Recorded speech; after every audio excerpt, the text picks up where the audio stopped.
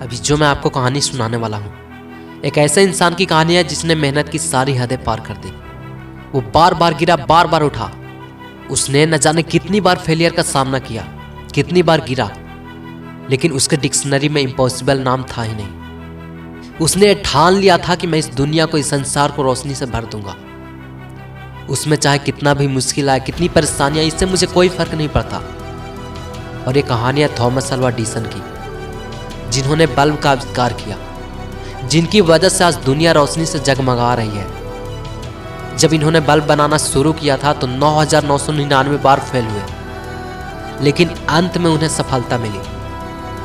जब थॉमस से पूछा गया कि आप 10,000 बार फेल हुए, लेकिन फिर भी आपने हार नहीं मानी, इसका सबसे बड़ा कारण क्या है?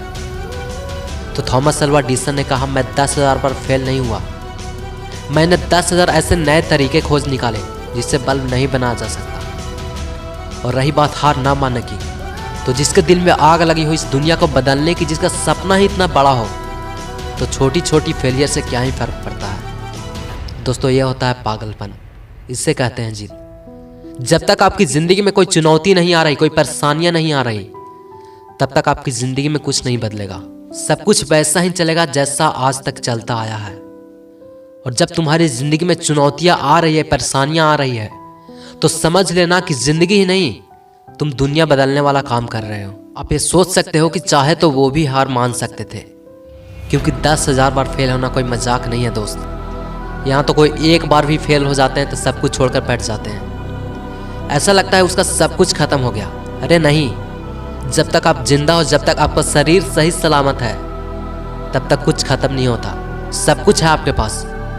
जो लोग कहते हैं मेरा नसीब खराब है, मेरी हाथ की लकीरों में ही कमी है, मेरे पास ये नहीं है, मेरे पास वो नहीं, अरे नसीब तो उसका भी होता है जिसके हाथ नहीं होते।